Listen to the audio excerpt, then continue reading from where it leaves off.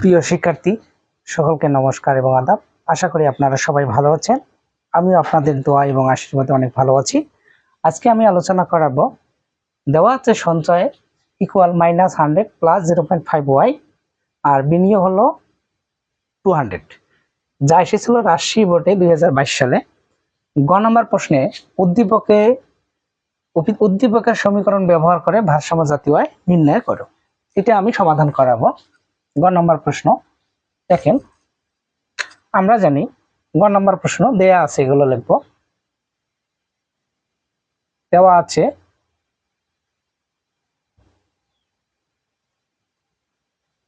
আছে সঞ্চয় এত, বিনিয়োগ এত। তাহলে আমরা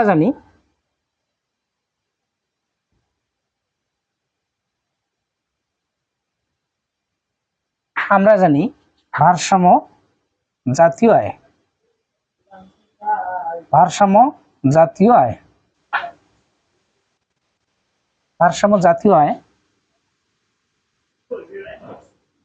y s equal i, s equal কি i। তাহলে আমরা জানি যদি সঞ্চয় বিনিয়োগ দেওয়া থেকে, সূত্র লিখে দিছি আমি কত লেকচারে, যাদের সমস্যা হয় দেখে নেবেন বা প্রয়োজন বোধ মনে হয় দেখে নেবেন। s ইকুয়াল i, s এর মানটা কি আছে দেওয়া বলেন। s ইকুয়াল হলো -100 প্লাস 0.5y, i ইকুয়াল হলো 200। আমরা ওয়াইটা এখানে যদি রাখি তাহলে 200 মাইনাস ওভার শিখলে হয় প্লাস 100। তাহলে এখানে যদি আমি 0.5 ওয়াইটা রাখি তাহলে 300। তাহলে এখানে যদি আমি ওয়াইটা রাখি 300 0.5 ওয়াই, এটা ভাগ করলে হয় 600। তাহলে আমরা ওয়াই মান পাইলাম। ওয়াই মানে কি জাতীয় আয়। ঠিক আছে, আরেকবার বোঝাই দেই। এস দেওয়া আছে -100 প্লাস 0.5 ওয়াই, বিনিয়োগ হলো 200।